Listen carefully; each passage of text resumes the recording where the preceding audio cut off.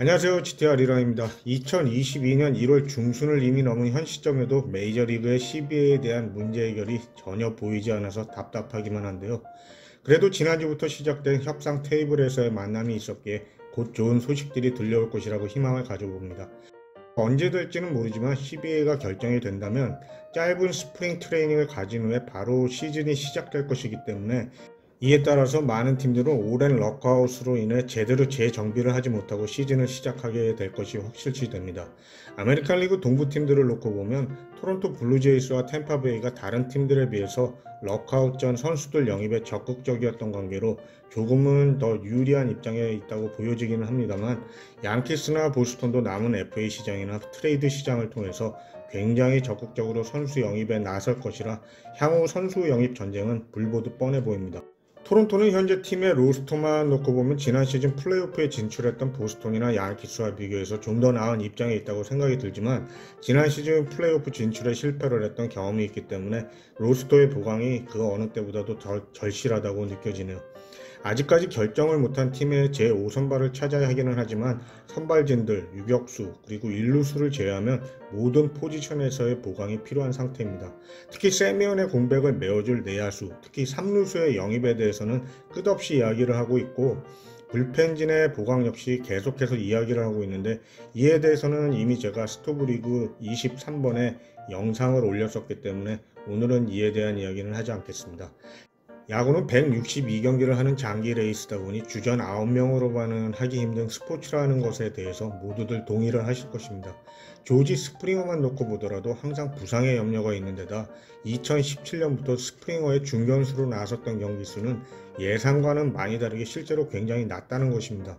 2017년에 79경기, 2018년에 73경기, 2019년에 67경기, 2020년에 41경기, 2021년도에 40경기. 사실 2017년 이후부터 계속해서 중견수로 나섰던 경기 수가 점점 줄어들고 있습니다. 보시는 것과 같이 토론토가 스프링어가 있음에도 외야수의 영입이 필요한 이유 중에 하나인데요. 지난 시즌 막판에 영입했던 제로 다이어슨 같은 선수의 영입이 필요하다는 것입니다. 실제로 다이슨이 9월달에 22경기에 투입이 됐었는데, 이는 23경기에 나섰던 랜덜 그리치의 보직과 관련해 팀이 어떤 결정을 내릴지도 주목이 되고 있습니다. 앞으로 2년 2천만 달러가 넘는 계약이 남은 상태에서 그리치를 마냥 파트타임 외야수로만 사용한다는 것도 말이 안 되니까요. 어쨌든 현재 토론토는 마이너에서도 외야수를 찾기가 어려운 형편이라 주전들의 부상이나 경기 후반기에 수비를 위주로 내보낼 수 있는 외야진의 보강도 있어야 된다고 보여집니다. 현재 트레이드 시장에 나와 있는 선수로는 템파의 키머마이어가 있는데 가능할지는 모르겠습니다. 다음은 좌타자의 공백을 어떻게 메울 것이냐인데요.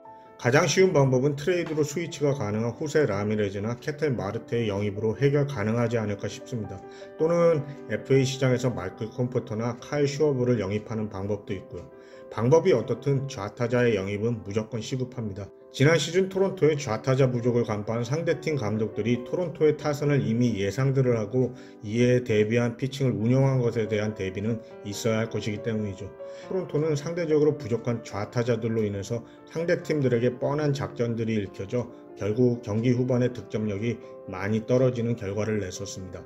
마지막으로 토론토는 럭아웃이 끝나면 이번 시즌뿐만 아니라 구단의 미래에도 큰 영향을 주게 될 게레로 주니어와 보 비시과의 계약 연장에 대해서도 결정을 해야 할 것인데요.